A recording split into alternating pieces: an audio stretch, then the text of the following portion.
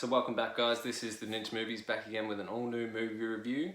If you didn't check out my most recent review on Nitram, definitely go check it out. I'd appreciate it. But today we're going back to an old school classic and one I personally revisited myself these last 2 weeks, and that is the film Beetlejuice. A movie that honestly, this time I watched it, I enjoyed it far better than any other time I had, and I already thought it was a decent film back in the day. It's a great dark comedy, and I know there's meant to be a sequel coming out, so you know, if you're interested, go back and give this a rewatch because it was so goddamn worth it. I'll just quickly say it's directed by Tim Burton. We all knew that. I believe it could be his first feature-length film, or it's at least in the first 3. It's starring Alec Baldwin, which I enjoyed his character so much in this film. One, it was just crazy seeing how goddamn young he looked. But also, he's a very eccentric actor in most movies, and in this he's very undertone, very chill. I kind of like seeing that side of him. We also have Gina Davis, Michael Keaton, of course, and Catherine O'Hara. I had to just put Catherine O'Hara there simply for the fact that if you haven't watched the series Schitt's Creek, definitely do so. Great comedy series, and she is as weird in this movie as she is in that film, or sorry, TV series rather. She's just an eccentric, weird woman, and you know, you kind of love it. I feel like she's got that Ryan Reynolds about her where like she's not even acting, like she's just that odd. I honestly think Michael Keaton was born to play this. You know, a lot of people say Batman and all that. After rewatching this movie, Michael Keaton commits so hard to this character that it's so enjoyable. The movie is way funnier than I remember. It is such a good dark comedy. And then also I just wanted to say the budget of this film, 15 million, made back 74 million, so you know, that's a pretty good run out.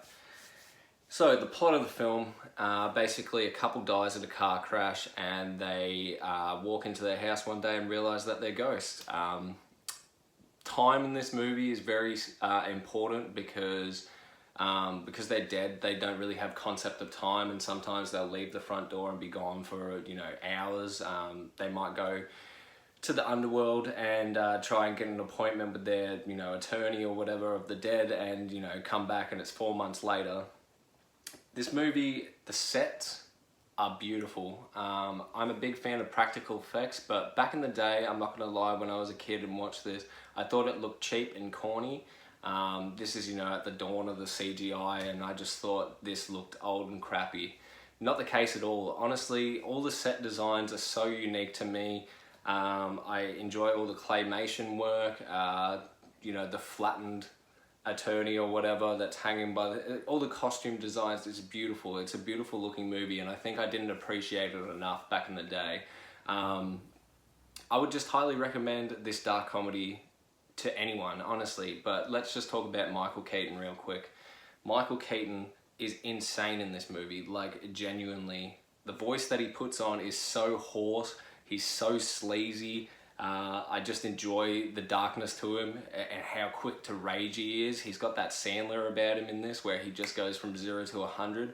I honestly have to say this is the best I've ever seen Michael Keaton, and it makes me excited to see him in the second one coming up, because I just want to see if he's still got that about him, you know, in his later years. But overall, I'm sure everyone out there has probably seen the film Beetlejuice, but if it's been a while, honestly, you owe it to yourself to go check this film out. And you know, early Tim Burton, this is probably him at his peak. Tim Burton was really just allowed free range to do whatever he wanted, and he went for it. My favorite set design is the actual little town that's built that Beetlejuice is living in. And then just as a side note, if anyone knows, why do they title it Beetlejuice, how it's written in the title down below, but in the film it's Beetlegeist? Just if anybody knows that fun fact, I'd like to know. But yeah, that's my review on Beetlejuice. I highly recommend it. It's a great film and it holds up to this day.